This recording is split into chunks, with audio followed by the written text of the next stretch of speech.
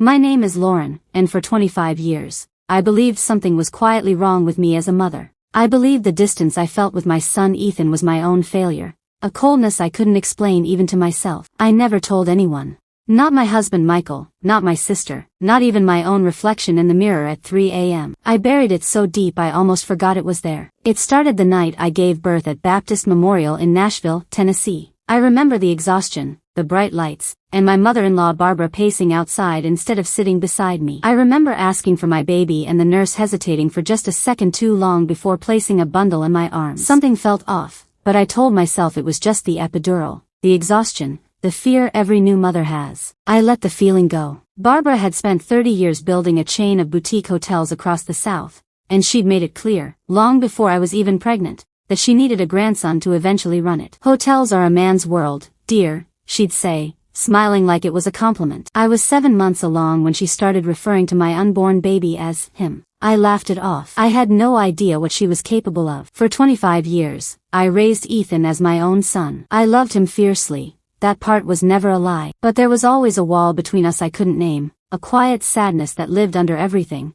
no matter how hard I tried to love it away. I assumed it was my fault. I assumed I was the broken one. Then, 4 months ago, at my granddaughter's second grade open house, I met a teacher named Grace, and everything I thought I understood about my life came apart. Grace taught second grade at the elementary school where Ethan's daughter, my granddaughter, was a student. The moment she walked over to introduce herself at the open house, I felt my chest tighten. She had my father's jawline, my exact laugh lines. And when she reached out to shake my hand, I saw a faint burn scar on her forearm, nearly identical in shape and place to one I've had since I was 19, from a stovetop accident, in almost the same spot. I told myself I was being irrational. Grief does strange things to memory, and lately I'd been thinking more than usual about the daughter I always secretly wished I'd had. But I couldn't stop finding reasons to talk to her. Parent-teacher nights, school fundraisers, anything. One afternoon she mentioned, almost in passing, that she'd been adopted as an infant through a private arrangement, no agency involved, and that her adoptive parents had always been vague about the details, saying only that it happened fast. That night, I pulled every box out of my closet until I found my old hospital paperwork from the week Grace would have been born,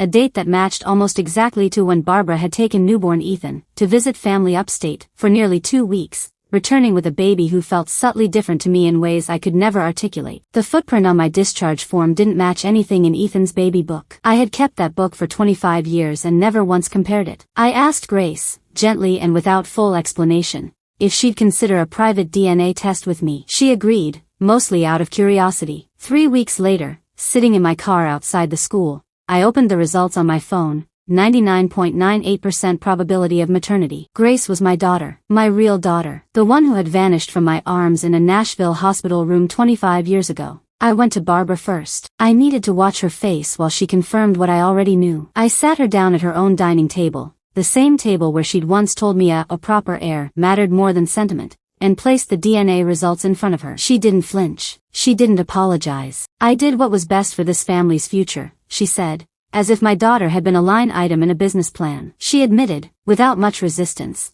that she'd paid a hospital administrator and an outside fixer to arrange a private, off-the-books swap.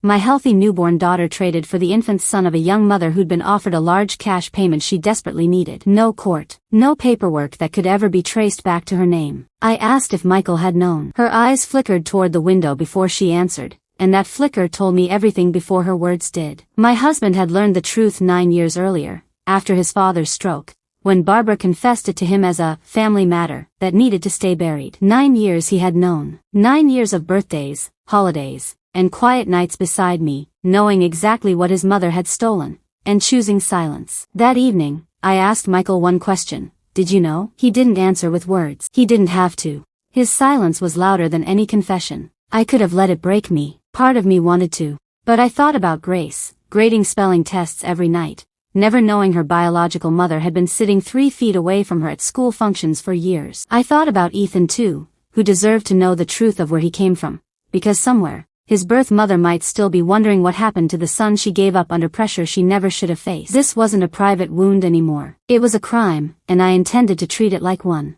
I hired an attorney who specialized in illegal private adoptions. Within weeks, investigators uncovered that the same hospital administrator Barbara had paid was connected to at least 4 other suspicious infant placements over the past 2 decades, all involving falsified footprint records and missing paperwork. My family's secret became the thread that unraveled a much larger scheme operating quietly across 3 hospitals in the region. Barbara was charged with conspiracy to commit an unlawful adoption and falsification of official medical records under Tennessee law. The hotel empire she'd spent a lifetime protecting was suddenly front-page news for all the wrong reasons. I also filed a civil claim establishing Grace's legal status as my biological daughter and rightful heir, securing her portion of the family estate that Barbara had spent 25 years making sure she'd never see. Michael tried to explain himself: fear of his mother's wrath, fear of losing Ethan if the truth surfaced, fear of destroying the only family he knew. I let him speak. Then I told him that fear never justified letting his wife believe, for a quarter century, that something was wrong with her own heart. The legal process took nearly a year. Barbara was convicted and is currently serving her sentence,